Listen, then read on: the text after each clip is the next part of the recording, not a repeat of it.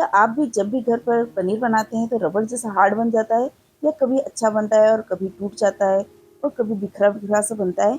तो चलिए आज कुछ टिप्स के साथ में हम पनीर बनाएँगे, और ये पनीर हमने ना विनेगर से बनाया है, ना नींबू से बनाया है।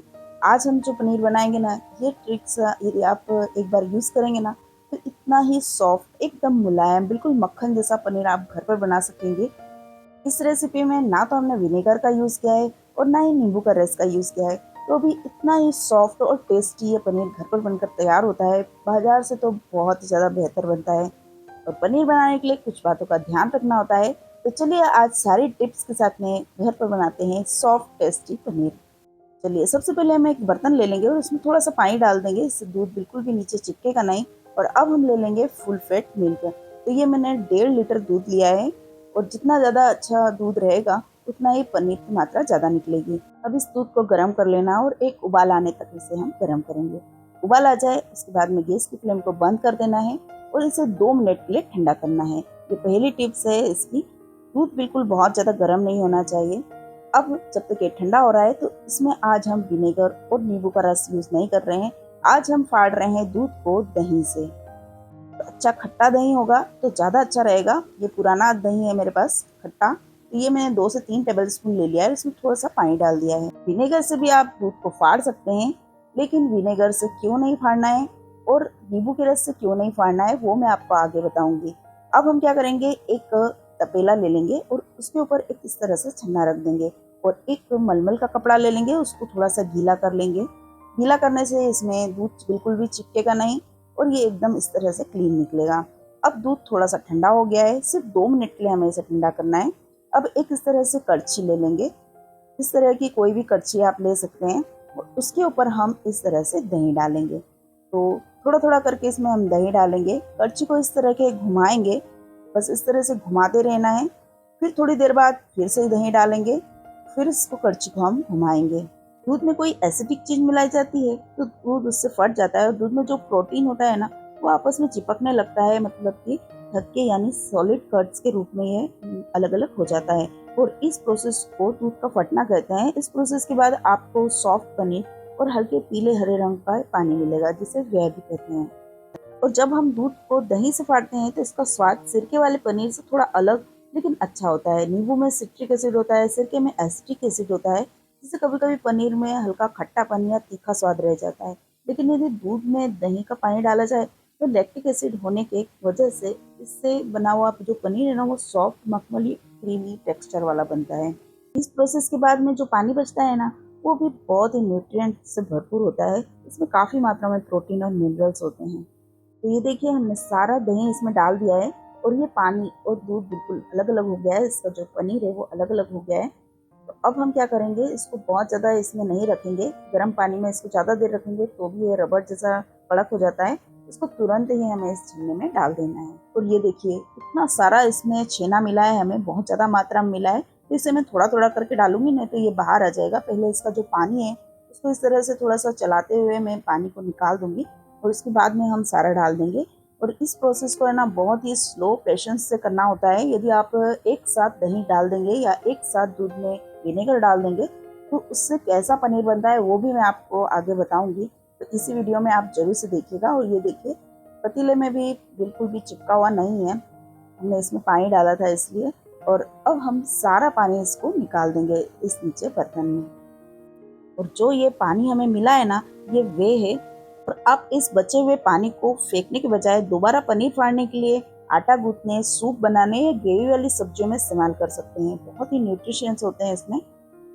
तो इसको मैं रख देती हूँ फ्रिज में, और इसको फ्रिज में रख के 4 से 5 दिन तक आप इसको यूज़ कर सकते हैं। और अब हमें जो ये छेना मिला है ना इसमें थोड़ा सा भी खट्टापन ना रहे, इसलिए मैं थोड़ा सा इसमें पानी को इस तरह से डालूंगी। इसको तोड़ना बिल्कुल नहीं है क्योंकि बहुत ही मुश्किल से हमने इसको जोड़ा है, तो इसको तोड़कर बिल्कुल भी नहीं करना है, बस इस तरह से थोड़ा सा पानी डालना है। और वैसे ये बहुत ज़्यादा खट्टा नहीं है क्योंकि हमने इसे दही से फाड़ा है। और अब हम इसको हल्के हाथों से इस तरह से दबाएंगे, बहुत ज़्यादा नहीं दबाएंगे। और ये मेरे पास है ना पनीर को सेट करने का इस तरह का बर्तन है, तो इसमें मैं इसको पनीर को सेट करूँगी। आप ऐसे भी रख सकते हैं, लेकिन बस इसमें अच्छा सा शेप आ जाता है जैसा मार्केट में मिलता है, ऐसा स्क्वायर पनीर। तो अच्छे से इसको इस तरह से सेट कर देना है हल्के हाथों से इस तरह से। और ऊपर से इसका ये जो ढक्कन है उसको रख देंगे इसके ऊपर और थोड़ा सा वजन रख देंगे और इसको हम कम से कम 1 घंटे के लिए इसको इस तरह से छोड़ देंगे। बहुत ज़्यादा देर तक भी नहीं इसे हमें छोड़ना है, नहीं तो बहुत ज़्यादा हार्ड हो जाएगा। बस इस तरह के छोटी-छोटी बातों का भी ध्यान रखते हैं तो पनीर बहुत ही बढ़िया एकदम सॉफ्ट बनकर तैयार होता है। और ये देखिए कितना बढ़िया हमारा ये पनीर बनकर तैयार हो गया है। 1 घंटा मैंने इसको रख दिया था, इसी तरह से छोड़ दिया था और ये देखिए कितना बढ़िया पनीर बना है और कहीं से भी ये बिखरा हुआ नहीं है, टूटा हुआ नहीं है और एकदम मक्खन जैसा सॉफ्ट है। टेस्ट में भी है ना ये बहुत ही ज़्यादा टेस्टी लगता है। ये पनीर आप ऐसे भी खा सकते हैं और कट करने से ही आपको पता चल जाएगा। ये देखिए कितना बढ़िया एकदम सॉफ्ट पनीर बनकर तैयार हुआ है, बहुत टेस्टी भी है। आप ज़रूर से इसको इस बार इस तरह से ट्राई कीजिएगा।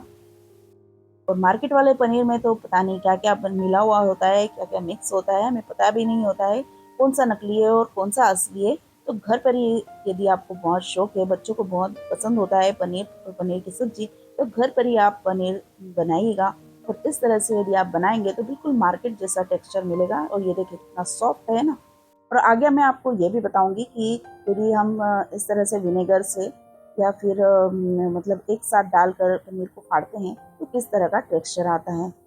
तो ये देखिए आपको बताने के लिए मैंने हाफ लीटर दूध को फिर से गर्म कर लिया है। वही प्रोसेस करना है, एक उफान आ जाए उसके बाद में गैस बंद कर देंगे और उसके बाद में हम ये जो विनेगर और पानी को मैंने मिक्स कर लिया है, 2 टेबलस्पून विनेगर लिया है और उसमें पानी मिक्स करके इसमें हम एक साथ डाल देंगे। थोड़ा-थोड़ा करके नहीं डालेंगे, एक साथ डाल देंगे तो दूध तो बहुत ही अच्छे से फट जाएगा। ये देखिए बहुत ही आसानी से ये फट गया है, तो इसका वे भी निकल गया है। अब इसको हम छान लेंगे और इसको जैसे हमने पनीर वाले डब्बे में जमाया था वैसे ही मैं जमा दूँगी इसको।